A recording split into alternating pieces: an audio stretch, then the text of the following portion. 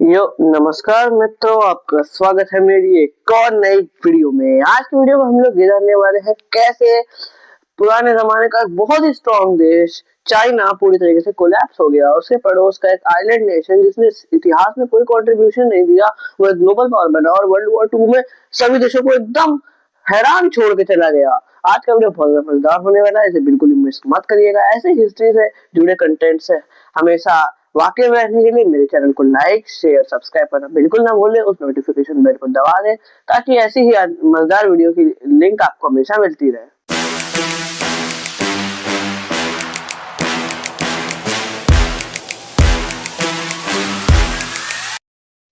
चलिए जानते हैं कि कैसे इतनी छोटी सी पावर ने इतने बड़े देश को पूरी तरह हरा दिया। खैर, ये तो अब बात की बात है, पर पहले जानते हैं कि दोनों पावर में अंतर कहाँ से आए। पहले तो चाइना बहुत ज्यादा डोमिनेंट पावर थी और जापान से हमने एक बच्चा भी नहीं था। पर जब 19वीं सेंचुरी आई तो मिड 19वीं सेंचुरी तक जापान को भी यूरोपियन पावर से वॉर झेलनी पड़ी और चाइना को भी झेलनी पड़ी। अंतर क्या था? चाइना मार खा के सुधरा नहीं और जापान जैसे ही मार खाई उसने तुरंत चालू कर दिया कि अब मुझे स्ट्रांग बनना है, अब मुझे प्रिपरेशन करनी पड़ेगी। 1951 के दौरान अमेरिका के 4 ब्लैक शिप्स जापान पे आए और उन्होंने यूएस प्रेसिडेंट का नोट देखा कि सर प्लीज अपने गेट खोल दीजिए वरना एक रैपट मारेंगे और आपको खोलने पड़ेंगे। देखो, जापान के जो लीडर थे उन्होंने कहा नहीं भाई हम नहीं खोलेंगे, तो फिर उन 4 ब्लैक शिप्स ने उन्हें डिस्ट्रॉय कर दिया, उनके नेवल ब्लॉकेड को। और इतनी मुझे डिस्ट्रॉय को समझ है कि ये लोग बहुत पिछड़े रह गए दुनिया से कट के रहकर कि दुनिया से हमारा कोई व्यापार नहीं है, हम लोग अब अलग से रहेंगे। मंगोलिया सबसे इनकी लड़ाई हुई तो उसके बाद इन्होंने ये सोच रखा था। खैर मंगोलिया की बात किसी और वीडियो में करेंगे, अभी रहने देते हैं। उसका इन्होंने सोच गया था कि अब हम लोग पूरे वर्ल्ड से दूर रहेंगे, यही सोच के बैठे थे ये लोग। यही सोच लिया था इन्होंने, वर्ल्ड से दूर रहेंगे, अपना अलग से रहेंगे, चैन से रहेंगे, खाएंगे पिएंगे। लेकिन जब इन्होंने देखा कि नहीं भाई, जैसे इंडिया के साथ हुआ वैसे हमारे साथ तो नहीं होना चाहिए, इन्होंने शुरू करी मेजी रेस्टोरेशन। इन्होंने जो अपने किमोनो थे उन्हें फेंक कर सूट ले लिए और कटाना को फेंक के बड़ी कटाना, इन्होंने कटाना को फेंक के ले ली बंदूक। और उसके बाद इनके ऐसी रेस्टोरेशन चलती रही, मॉडर्न हथियार बनाना चालू करे, नेवी को मॉडर्नाइज करना चालू करा, अपनी आर्मी को बढ़ाना चालू करा। अब जब ये तो एक ऐसा दोस्त था जो कि अभी तक घर में पड़ा होकर केक लपेट रहा था और कोल्ड ड्रिंक लपेट रहा था, ये सब कर रहा था। अब इसको एकदम से याद आ गया कि नहीं भाई मैं जिंदा हूँ, मेरा अस्तित्व है। अब ये जिम भी जा रहा है, अब ये पढ़ाई लिखाई भी कर रहा है, सरकारी नौकरी का भी फॉर्म भर दिया इस आदमी ने। ये वो आदमी था, मतलब एकदम से इसको याद आता है कि अरे मैं जिंदा हूँ, मुझे कुछ करना भी है। उसके बाद उसने सब रेडी करा और अपनी प्रिपरेशन चालू कर दी। वहीं पे चाइना ने ओपियम वॉर्स और एंग्लो फ्रेंच वॉर में बहुत बुरी तरह हार पाई और कुछ उसमें फर्क नहीं पड़ा कि नहीं। अब हम लोग चलते हैं लेट 19वीं सेंचुरी के टाइम। उस टाइम पर टेंशंस बढ़ रहे थे, जापान ने अपनी पावर बढ़ा दी तो उसके अंदर एटीट्यूड आ गया था, मॉडर्नाइज, मेरे आगे नहीं जीत पाओगे। तो डोंगकैग रेबेलियन जो कि कोरिया में शुरू हुई थी, क्योंकि कोरिया में टैक्सेस बहुत लेते थे। क्विंग डायनेस्टी ने कोरिया के ऊपर अपना इन्फ्लुएंस रखा था, उन्हें अपनी पपेट बना के रखा था। देखो यार चाइनीज, अब तुम लोग टैक्सेस बहुत ले रहे हो हमसे और हमको थोड़ी इंडिपेंडेंट चाहिए। कद्दू तुम्हें आजादी, ये बंदूक देख रहा है, तेरे ही खोपड़ा उड़ा दूंगा, भागे यहाँ से। ओए चिंचपान, बच्चों को क्या अपनी ताकत दिखाता है, हिम्मत है तो मत से लड़। तो इसके बाद दोनों पार्टी में वॉर छिड़ जाएगी, मैं कोरिया को आजादी दिलाऊंगा और मैं कोरिया को आजादी नहीं दूंगा। ये कहकर दोनों पार्टियां चाइना और जापान आपस में भिड़ गए।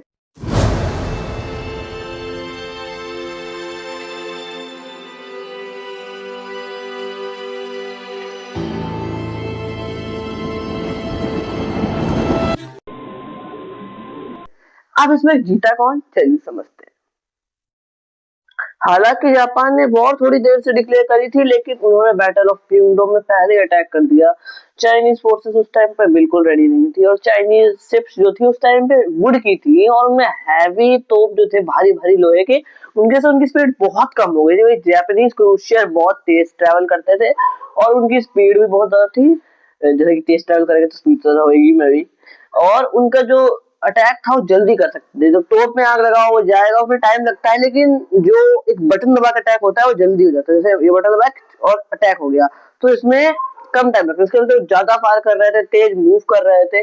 वहीं चाइना के पास नेवी वाइज कोई भी एडवांटेज नहीं था। उसके बाद द बैटल ऑफ शोंगवान, जिसके अंदर इनकी पहली लैंड एंगेजमेंट हुई थी इस बैटल के अंदर। इस बैटल में रात के दौरान जापानीज आर्मी ने उनके ऊपर धावा बोला। वो इसके लिए बिल्कुल रेडी नहीं थे, पहली चीज। और दूसरी चीज, वो बिल्कुल मॉडर्नाइज नहीं थे। जापानीज आर्मी वेल ट्रेन्ड और यूरोपियन स्टाइल से यूज करी जा रही थी, वहीं चाइनीज आर्मी वही पुराने घिसे पिटे तरीके यूज कर रही थी। इसी वजह से बहुत बुरी तरीके से जापानीज ट्रूप्स ने उन्हें वहां पे हरा दिया और वहां पे आसानी से जीत ले ली। ये जीत एक बहुत बड़ी हार बताई जाती है, क्योंकि चाइना इतनी बुरी तरह हारा था यहाँ पर कि उसने इतनी ज्यादा कैजुअलिटी सही, 10 गुना ज्यादा कैजुअलिटी सही थी उसने जापान से इस बैटल में। जो इनकी तीसरी मेन बैटल थी इस वॉर के दौरान, वो थी बैटल ऑफ प्यांगयांग। इस बैटल में जापानीज ट्रूप्स ही जीते थे। कोरिया के एक शहर को चाइनीज ट्रूप डिफेंड कर रहे थे। चाइनीज ट्रूप कुल 13,000 थे और जापानीज ट्रूप कुल 18,000। जापानीज ट्रूप ने तीनों ओर से उस शहर को घेर लिया और इस बैटल को बड़ी आसानी से जीत लिया। जापानीज ट्रूप्स ने मात्र 120 लोग गंवाए, वहीं चाइना ने 2,000 से ज्यादा लोग गंवाए और कई सारे घायल हुए। ये बैटल एक बहुत बड़ा टर्निंग पॉइंट थी, जिसके चलते वॉर जापान जीत गया था। कोरियन पेनिनसुला पे कंप्लीटली टेक ओवर ले लिया था। चलिए अब लैंड एंगेजमेंट तो जान ली इनके बीच के, जानते हैं नेवल एंगेजमेंट कौन कौन सी हुई थी इनके बीच में सबसे बड़ी। उनमें से जो सबसे बड़ी एंगेजमेंट थी वो थी बैटल ऑफ यालू रिवर। यहाँ पर जापानीज और चाइनीज ट्रूप्स, या कहे तो शिंग डायनेस्टी के ट्रूप्स अपनी नेवल फोर्स कर टकराए थे। जैसा कि मैंने आपको बताया, जापानीज ट्रूप्स बहुत ज्यादा मॉडर्नाइज थे, उनकी नेवी काफी ज्यादा तेज और जल्दी अटैक करने वाली थी। वही चाइनीज ट्रूप्स बहुत ही स्लो थे, उनके तोप बहुत धीमे काम करते थे। इसी वजह से बैटल को वन साइडेडली जापान ने जीता। इतनी बुरी तरीके से चाइनीज नेवी को वहां पे हराया कि चाइनीज नेवी उसके बाद कोई बड़ा ऑफेंसिव कर ही नहीं पाई नेवल टाइप पे उस वॉर में। इतनी बुरी तरीके से उनकी नेवी को पूरी तरह कुचल के रख दिया जापानीज नेवी ने वहां पर, और ये बैटल जीत ली। इसके बाद जो सैनिक थे वो वे हाईवे की ओर रिट्रीट कर गए। अब इनके बाद इसके बाद जो अगली लड़ाई हुई थी वो थी बैटल ऑफ लुंग शॉ को, जिसको पोर्ट आर्थर कही गया। ये एक वार्म वाटर पोर्ट था, जो कि एक चाइना का स्ट्रॉन्गेस्ट डिफेंस था वहां पे। चाइनीज फोर्सेस श्योर थी कि ये जगह तो जापान नहीं जीत पाएगा। जापान ने नेवल अटैक नहीं किया, जापान पीछे से आया और वो जो दीवार आपने बनाई है, लेकिन अगर सैनिक पीछे से आ गए तो आप फंस जाओगे ना। वही हुआ यहाँ पर, वो पीछे से आया और उन्होंने पूरी तरीके से उनको वहां पर कैप्चर करा। पोर्ट आर्थर, जो कि one of the strongest defence था, वो एक दिन में जापान ने कैप्चर करा, और ये बहुत बुरी हार थी। चिंग डायनेस्टी तमाचा मारा था जापान ने गाल पे खींचकर। जापान पूरी तरीके से वॉर को डोमिनेट करता चला गया। इसके बाद एक और बैटल हुई थी, जहाँ बैटल ऑफ वेई हाईवे कहते हैं इसको। जहाँ पर रिट्रीट कर गए थे यालू रिवर पे हारने के बाद चाइनीज ट्रूप्स, वहीं पे चाइनीज नेवी और चाइनीज ट्रूप थी, और वहीं पे जापानीज नेवी और जापानीज ट्रूप्स ने एक कंबाइंड अटैक किया। वो बिल्कुल इसके लिए रेडी नहीं थे और उनकी आर्मी ने वहां पर अच्छा रेजिस्टेंस देने की कोशिश करी, लेकिन जापानीज आर्मी मॉडर्नाइज, बेटर और अच्छी तरीके से लड़ रही थी। उनके पास लैंड एडवांटेज था, और सबसे बड़ी बात, उनके पास पोर्ट आर्थर से ली गई गन्स थी, कोस्टल गन्स, जो कि बेटर तरीके से वर्क कर रही थी। चाइनीज कैनन अपनी शिप को उड़ा दे रहे थे और ढंग से चला नहीं पा रहे थे। इसी वजह से ये बैटल को जीत लिया गया। ये बैटल तो उन्होंने जीती, और इसके बाद चाइना ने पीस ट्रीटी साइन करी, उन्होंने हार मान ली। बट जो ताइवान के लोग थे वो इस बात से नाराज हो गए। ताइवान उस टाइम पे शिंग डायनेस्टी का हिस्सा था। शिंग डायनेस्टी ने कहा हम लोग हार गए, ताइवान तुम हारा जाओ। लेकिन ताइवान के लोगों ने कहा अबे तुम्हारे पापा हमारी गलती छोड़ के गए थे, तुम्हारे देश में तुम बेच दे रहे हो। उन्होंने मना कर दिया और वो लोग लड़ने लगे। तो जापान की नेवी ने चारों सराउंड करा, उनकी सप्लाई लाइंस काटी और फिर उन्हें वॉर में उनसे लड़ाई लड़ी। ये आखिरी बैटल थी इस वॉर की, जो कि पीस ट्रीटी साइन होने के बाद हुई थी। और हर बार की तरह इस बार भी जापान ने ताइवान में भी जीत हासिल करी, और जापान ने इस वॉर को जीत के ये शो करा कि अब एशिया झुकने वाला नहीं है, और अब जापान वर्ल्ड की स्ट्रॉन्गेस्ट पावर बन के दिखाएगा। खैर जापान स्ट्रॉन्गेस्ट तो नहीं बन पाया, लेकिन वो बहुत स्ट्रॉन्ग बना। उन्होंने एशिया के डोमिनेशन को बढ़ाया और यूरोपियन पावर के खिलाफ एक कट्टर राइवल बन के उभरा एशिया में। उम्मीद करता हूँ आपको वीडियो बहुत ज्यादा पसंद आई होगी। ऐसे ही मजेदार हिस्ट्री से जुड़े कंटेंट से हमेशा आप जुड़े रहे, इसके लिए मेरे चैनल को लाइक शेयर सब्सक्राइब करना बिल्कुल ना भूले। नोटिफिकेशन बिल्कुल दबा दे ताकि आपको ऐसी वीडियो मिलती रहे। आपका एक सब्सक्राइब मेरे लिए बहुत बड़ी मोटिवेशन होता है वीडियो बनाने के लिए। प्रस्तुत दोहे में कभी ये कह के गए हैं कि इस वीडियो को बनाने में जो मेरी बैंड बची है।